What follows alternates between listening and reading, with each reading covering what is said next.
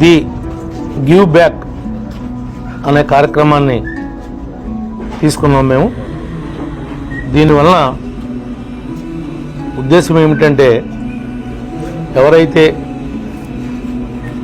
ఈ అభినందించటానికి ఇవాళ ప్రతి వాళ్ళు కూడా ఒక షాల్తో సత్కరిస్తూ ఉన్నారు. ఈ సత్కరించినటువంటి ఈ షాల్స్ అన్నింటిని భద్రపరచడమే ఒక పెద్ద సమస్యగా మారింది.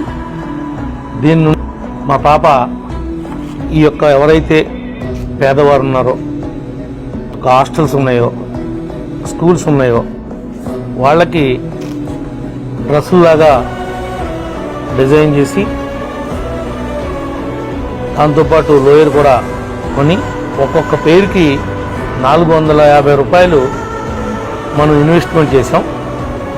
ఒక 200 మంది పిల్లలకి మనం గెలిచిన కాడి నుంచి కొద్ది రోజులు జాగ్రత్త పరిచినటువంటి ఈ షాల్స్తో 250 మంది పిల్లలకి ఈ రోజున డ్రెస్సులు ఏర్పాటు చేయడం జరిగింది.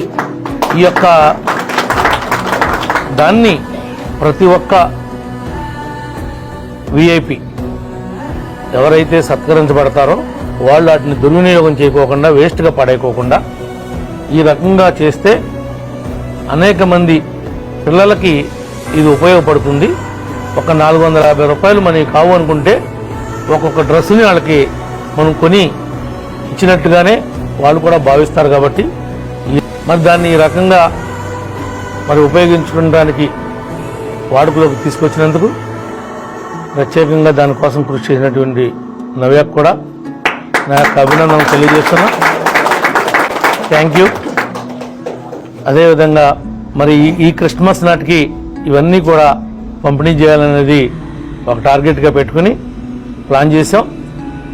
వచ్చిన షాల్స్ అన్ని అనవసరంగా మనం ఏం చేసినా అలా పక్కన పెట్టేసి అవన్నీ అలా స్టాక్ ఉండటం వల్ల మనకు దానివల్ల ఉపయోగం ఏమీ లేదని చెప్పి ఇలా పిల్లలకి మా వాళ్ళు వెళ్ళి అన్ని హోమ్స్లో చూసి వాళ్ళు ఎంతమంది ఉన్నారు ఏంటి ఆ మెజర్మెంట్స్ కూడా తీసుకుని ఇట్లా కుట్టించడం, సెట్ చేయడం జరిగింది. అలాగే ఇప్పుడు ఈ పేర్లు ఎలా అయితే ఉన్నాయో అలాగే వాళ్ళ బర్త్డేస్కి కూడా ఇట్లా ప్రతి సంవత్సరం వాళ్ళ బర్త్డే టైంకి ఇలా కుట్టించి తీసుకుని ఇట్లా పేర్లతో సహా మీరు చూసుంటే పేర్లు లోపలే లెగిన్స్ ఇట్లా 200 మంది పిల్లలకి పేరెంట్స్ లేని వాళ్ళు ఉన్నారు అందులో చాలా వరకు హోమ్స్. దీనికి చింతమనేని చారిటబుల్ ట్రస్ట్ ద్వారా వాళ్ళకి అండగా ఉంటుందని చెప్పి